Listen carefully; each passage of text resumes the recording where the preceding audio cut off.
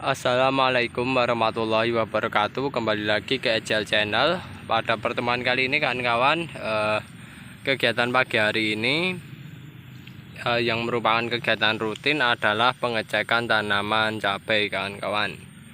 Nah, pengecekan tanaman cabai ini adalah kegiatan rutin di mana yang harus dilakukan ketika masa-masa kritis, yaitu 2 minggu pertama setelah proses penanaman ya kawan-kawan.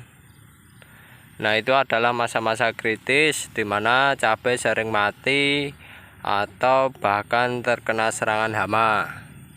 Dan pagi hari ini kita melakukan proses penyulaman ya kawan-kawan untuk tanaman cabai. Akan tapi kami sudah melakukannya karena tadi ada 2 tanaman cabai yang mati karena diserang oleh hama, alias batang bawahnya ya, batang semacam kayak gini, batang bagian sini itu patah diserang hama. Biasanya hama yang menyerang saya rasa adalah belalang, karena ini adalah batang muda yang dimana hama itu suka menyerang tanaman batang muda.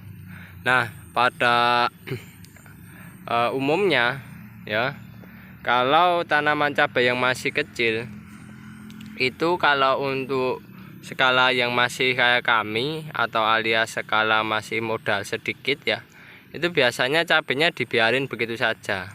Akan tapi kalau sudah mulai dalam artian sudah mulai skala besar ataupun serangan hamanya atau intensitas hamanya itu sudah mulai tinggi meskipun awal penanaman, nah itu biasanya orang-orang pada melindungi bagian sini kan kawan, bagian batang bawahnya. Mereka melindungi dengan pemberian biasanya menggunakan bambu ya kan kawan, bambu yang memiliki diameter yang ukurannya kecil, sehingga nantinya ketika awal penanaman itu bambunya diletakkan di bagian sini kan kawan, untuk menutupi bagian yang muda sini. Nah, biasanya semacam itu. Nanti kalau sekiranya sudah mulai besar alias sudah mulai survive, baru bambunya dibuka. Itu adalah salah satu pengendalian ya, agar tanaman cabai bisa tumbuh, bisa hidup dengan layak dan sesuai ya, semacam itu. Biasanya kayak gitu kan kawan. Nah, itu adalah salah satu contoh ya pengendalian secara mekanis ya, menggunakan bantuan yaitu berupa bambu. Dan kan kawan bisa melakukannya ya kan kawan. Di sisi lain, pemberian bambu itu biar tanaman cabainya bisa terhindar dari suhu yang cukup panas ya, berada di daerah area pangkal dari tanaman cabai tersebut. Itu adalah salah satu manfaat penggunaan bambu. Karena kami ini masih skala kecil dan bambunya tidak ada ya, modalnya juga mepet, kita hanya menanam biasa saja kayak gini kan kawan. Dan kan kawan bisa lihat ketika tanaman cabai terkena suhu yang begitu panas pada mulsa, itu kayak gini kan efeknya menghitam ya, efeknya menghitam kawan-kawan, meskipun bagian atasnya ini daunnya adalah hijau. Ini salah satu efek terkena suhu atau uap yang cukup panas dari mulsa yang kita pasang ya kan kawan. Ini adalah menurut saya suatu kelemahan mulsa.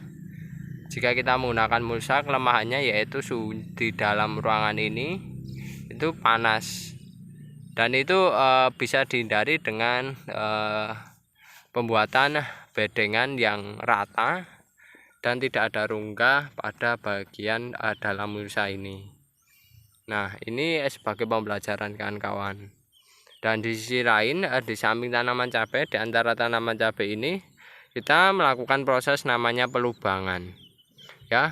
Pelubangan ini tujuannya untuk dilakukan penanaman tanaman komoditas lainnya, selain cabai. Nah, ini rencananya kita tanami dengan tanaman kemangi kawan-kawan.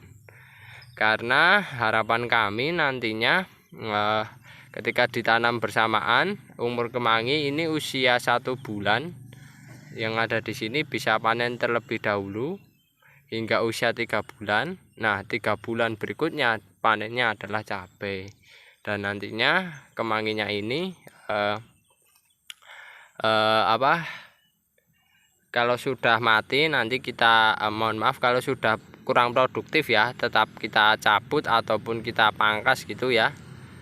Lalu kita gantikan dengan tanaman sayuran seperti sawi ataupun pakcoy ya, semacam itu yang sifatnya individu lah, sayuran individu. Jadi tidak banyak kayak kangkung maupun bayam. Meskipun ditanami kangkung ataupun bayam juga bisa. Tapi kami lebih nantinya rencana kedepannya mau melakukan proses penanaman caisim setelah melakukan proses penanaman kemangi. Yang jelas untuk awal kemangi ya kan. Tapi besok lah itu gampang, kita lihat ke depannya. Dan ini kegiatannya selain pengecekan kita juga melakukan proses pelubangan ya untuk ditanami tanaman kemangi. Dan ini semua ya kan kawan, pelubangannya di antara tanaman cabai kan kawan. Yang jelas kalau kawan-kawan melubangi ya, kalau kawan-kawan melakukan proses semacam ini, itu menanam cabainya jangan berjarak yang dekat. Nah, karena mengapa? Kalau kawan-kawan menanam cabai jarak yang dekat, lubang ada di tengah kayak gini, nantinya kekurangannya yaitu adalah perebutan unsur hara kan kawan, semacam itu. Kalau misalnya terlalu dekat,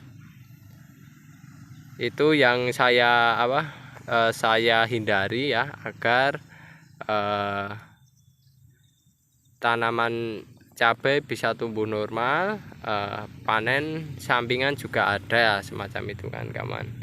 Dan oh ya kan kawan, ini kemangi ini ditanam selain digunakan untuk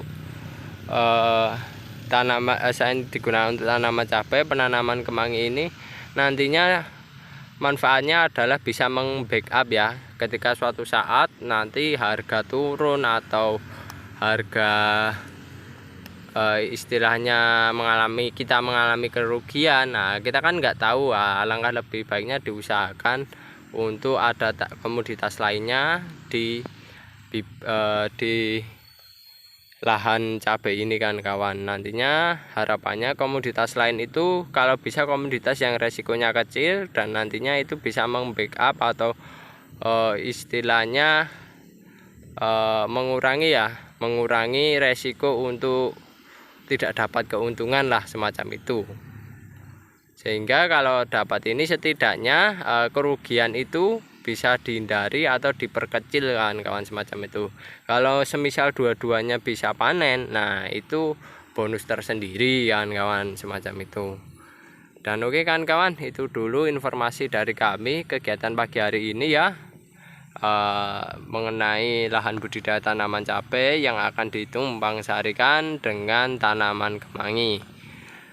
Oke, yaitu inspirasi pagi hari ini, semoga memberikan manfaat pada kawan-kawan, dan jangan lupa tekan tombol like, komen, serta subscribe. Dan kami mohon maaf yang sebesar-besarnya jika ada kekurangan maupun kesalahan dalam pembuatan video ini. Sekian, terima kasih, saya akhiri. Wassalamualaikum warahmatullahi wabarakatuh.